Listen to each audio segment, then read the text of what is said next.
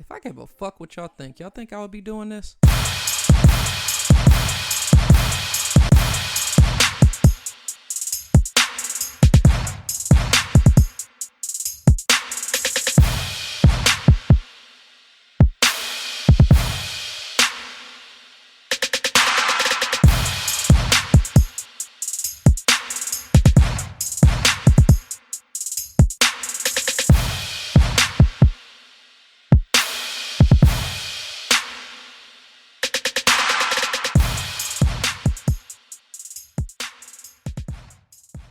Welcome to the FMFU podcast, the podcast that's from me, for us. Vulgar but true, real and never fake. I'm your host, Ayo Reese, and I've got a lot of shit on my mind today, so let's get into it. Happy Friday, people, and welcome to another episode of, well, I don't have to tell you where you are because you came here, so you already know what it is. You already know what it is. That was my Young Jeezy voice if you didn't know. Before we get into the Midwest swang of things, I wanted to give a highlight to something I read the other day and figured I would share it with you all. Let's talk about Michael. Michael is a 17-year-old high school senior at Lamar High School in Houston, Texas. Michael has a big problem on his hands, and probably one that not too many people will ever have to deal with in their entire lifetime. Michael, being a senior that is about to graduate this year, has to decide on which college he wants to attend this fall. Some of y'all are probably thinking, so what you trying to say, my nigga? We ain't smart enough to go to college, or we ain't never have to decide on what college to go to? I went to college, you punk ass nigga. Nah, fool, hear me out. Michael has an inevitable challenge of deciding which college to attend this fall because Michael was accepted by 20 of the top schools that he applied to in the country on full ride scholarships. The list of these schools are actually incredible too. A couple of the schools include Stanford, Harvard, Princeton, University of Pennsylvania, Northwestern, Georgetown, and even the University of Michigan. The University of Michigan. According to what I read online, he hasn't picked a school yet, but they're saying it is estimated he will bring at least $260,000 in scholarships from different sources outside the college application process. Michael's credentials were also listed on this article as well. Michael has a 4.68 GPA on a 5-point scale, an ACT score of 34 out of a possible 36, and an SAT score of 1540 out of 1600. He also participates in the school debate team, Key Club, and other internships. As perfect as this story is, because this is an amazing feat and a hell of an accomplishment as a high school senior, I think the final sweetness to everything is that Michael Brown is one of our black brethren.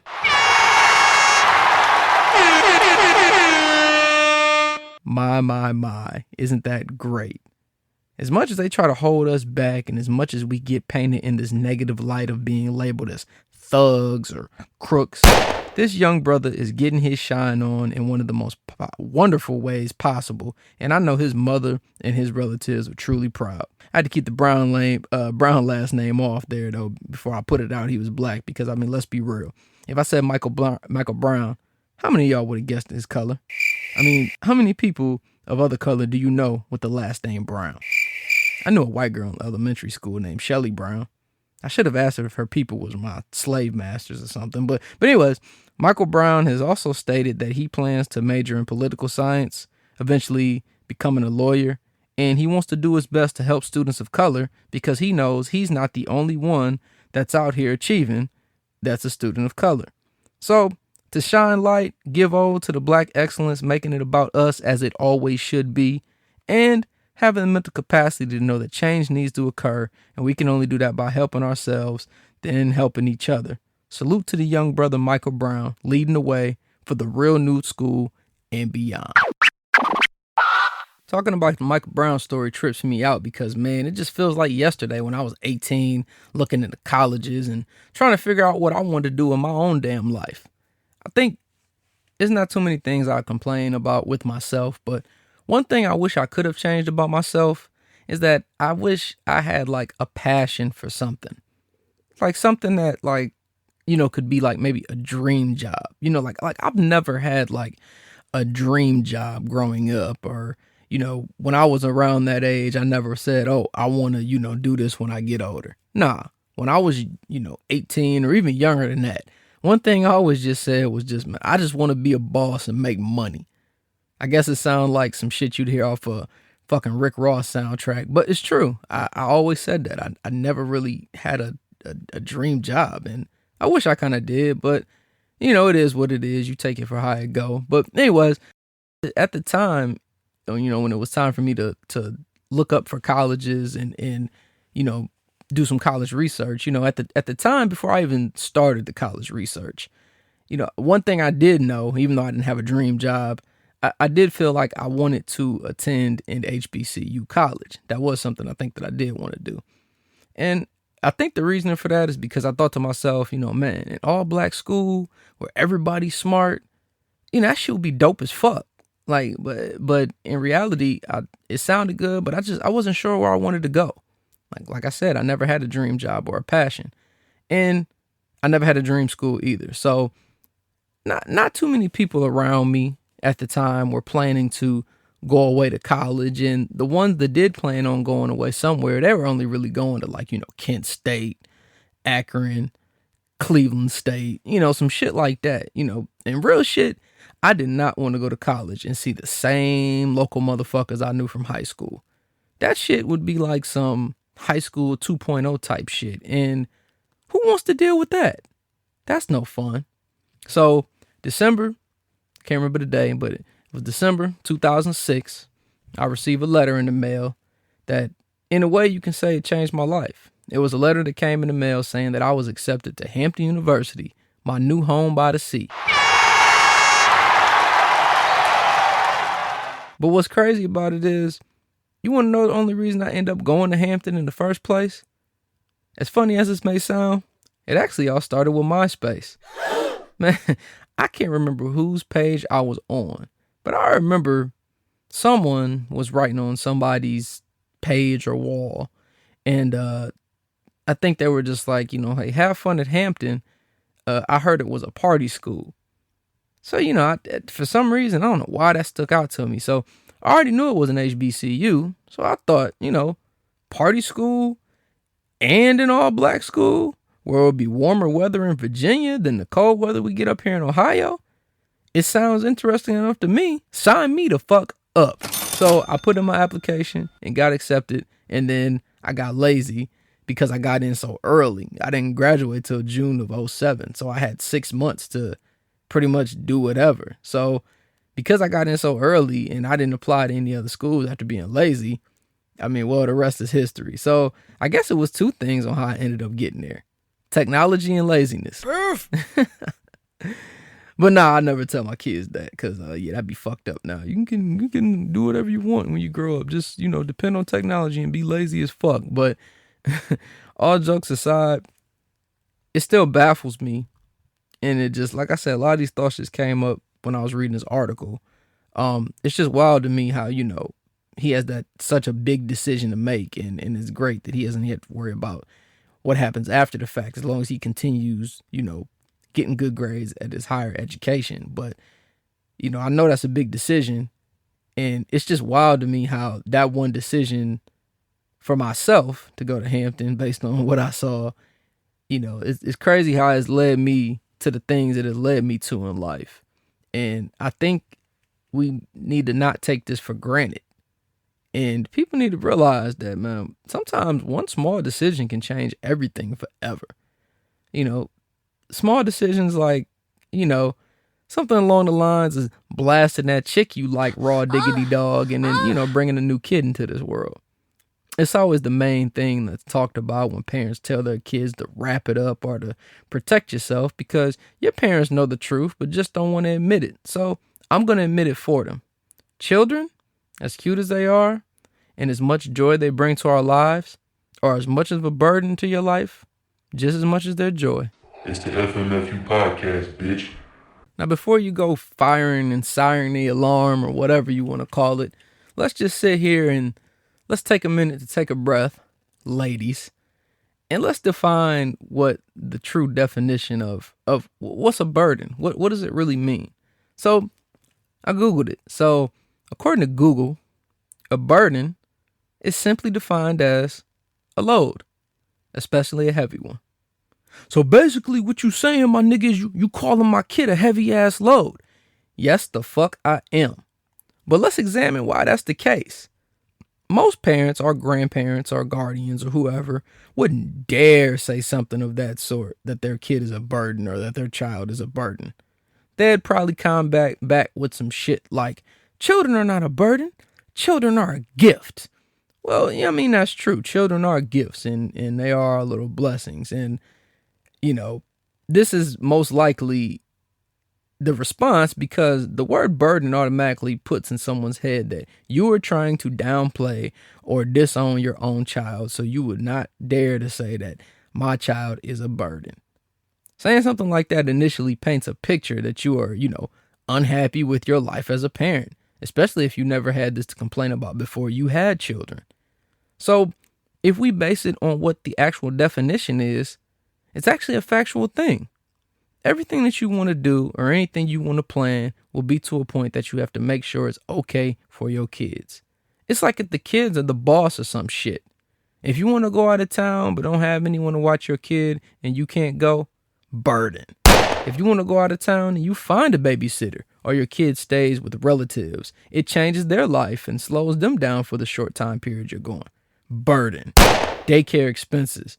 Daycare expenses cost as high or even higher than a motherfucker than most people's rent or mortgages or whatever. So you're already paying rent or a mortgage wherever you live. So now you have to come up with basically a second mortgage every month. Burden.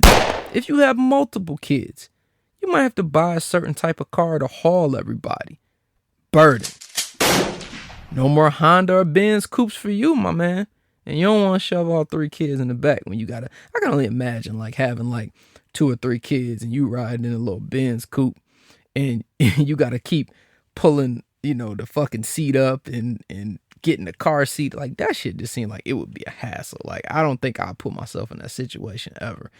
But I think I just brought all this up because, I just wanted to make the point that sometimes as a parent, you get a little, overworked or you feel like you got the weight of the world on your shoulders. And sometimes you just like, man, this shit sucks. But you probably feel like that anyway, even if you didn't have kids, because it'd probably be something else that would come up and something else that would stress your life out. So as far to say that, children are a burden, I think it's okay to think that your kids are a burden. And it's okay to think that without feeling bad. Because in the whole truth of things, based on the definition of what a burden is, they are. But that's not to be taken out of context that just because that they might be a burden or however you want to look at it, it doesn't mean that they aren't a blessing. Like I said, your kids are your greatest blessing. And being that they are that big blessing in your life, you got to make sure you take care of them, love them unconditionally, and guide them in a way to make them successful in life. Also, if you're going to buy yourself some fly gear, make sure you buy them some of that fly shit too. You know what really grinds my gears? Y'all niggas grind my gears.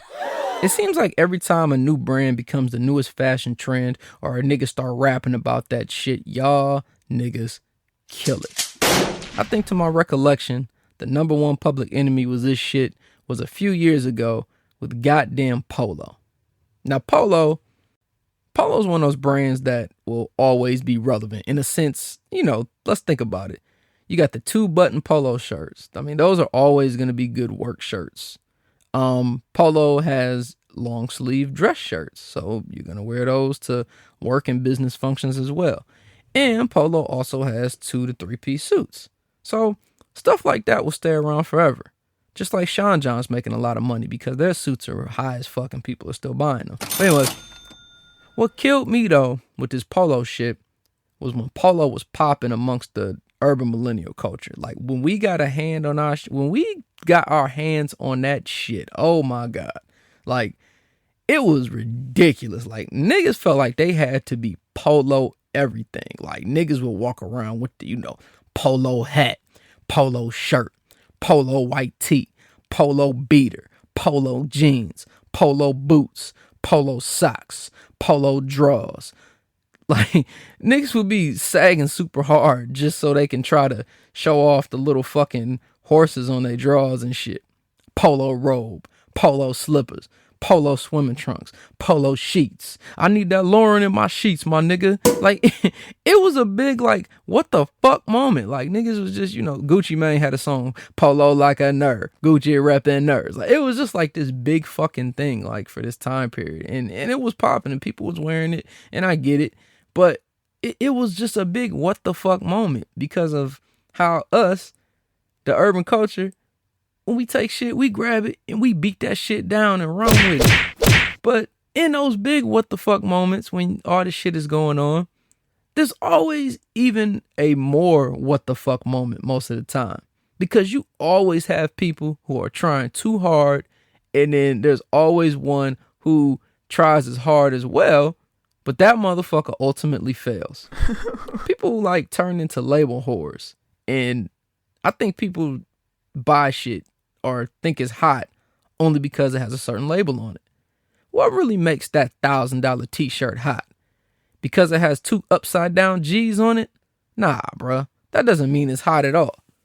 I think what kills me even more is when people who try to super hard but try to be cheap. Let me tell y'all a polo story. It's the FMFU podcast, bitch. So this was about 08, 09 when the polo phenom, took off. And, so I was having a conversation with a friend and I don't know how we was talking about everything, man. So, chain of commands, convos led to convos. So, somehow we got on the subject of talking about, yeah, niggas getting some polo, whatever. So then he was talking about how, he wanted to buy some polo and they had some on sale at Dillard's.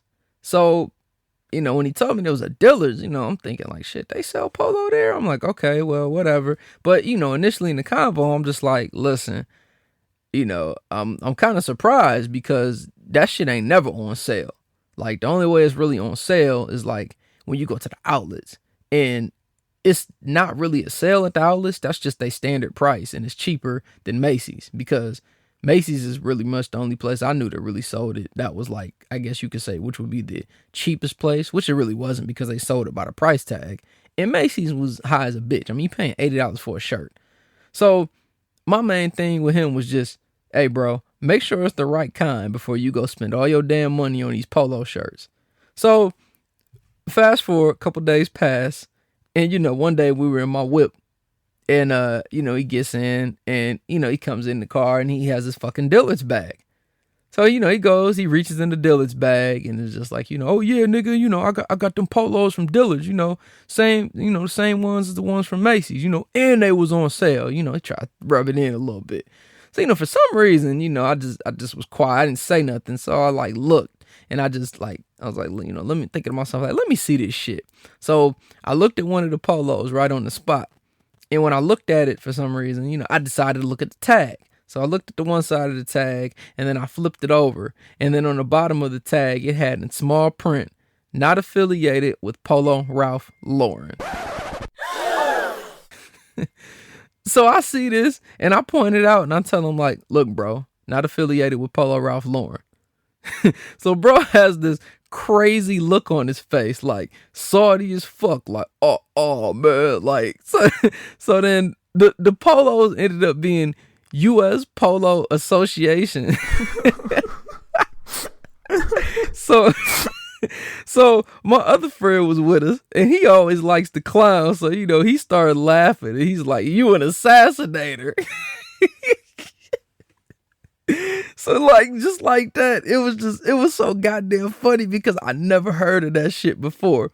So then of course, my friend who bought the polos, he's like, oh shit, well I'm about to take these back. But it was funny as shit because it's like, nigga, I tried to tell you these motherfuckers wasn't Polo Ralph Lauren. So from that day on, anytime we would see somebody in the U.S. Polo Association, or USPA, for the niggas who used to rock them big-ass USPA designs on their shirt, that term assassinator in regards to fake polo was born. And what's so fucked up is that even until this day, when I see somebody in the workplace or even in the street, I still think to myself, oh, USPA assassinator wearing ass nigga. But I don't know, man.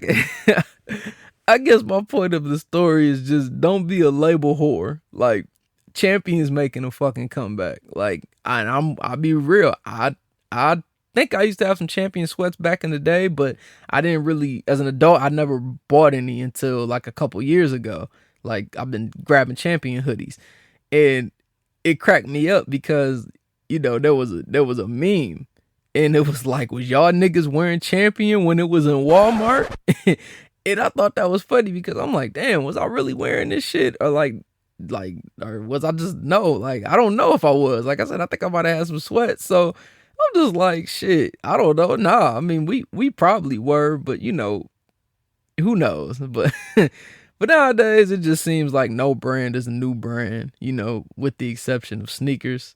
You know, you don't even have to buy expensive sneakers to be fly, though. Like, there's no reason for someone not to know how to dress because you don't have to buy polo. You don't have to buy jerseys and fitted caps. You don't have to buy Nikes or Jordans. You don't have to be a label whore. Do you, but whatever you do, don't be an assassinator. Thank you for listening to the FMFU podcast, the podcast that's from me and for us. Make sure you hit that subscribe button, like and comment, whether you're listening on Apple Podcasts, SoundCloud, or Google Play. Also, make sure you get at me on my social media pages. I have a Facebook page, which you can search for From Me For Us, or you can leave it in a status at FMFU_podcast. Also, get at me on Twitter and Instagram at the same @names. That's at FMFU_podcast. Remember, people, always keep it a buck. Always keep it 1,000, and perception is everything. I hope you have a nice day. Still fuck y'all.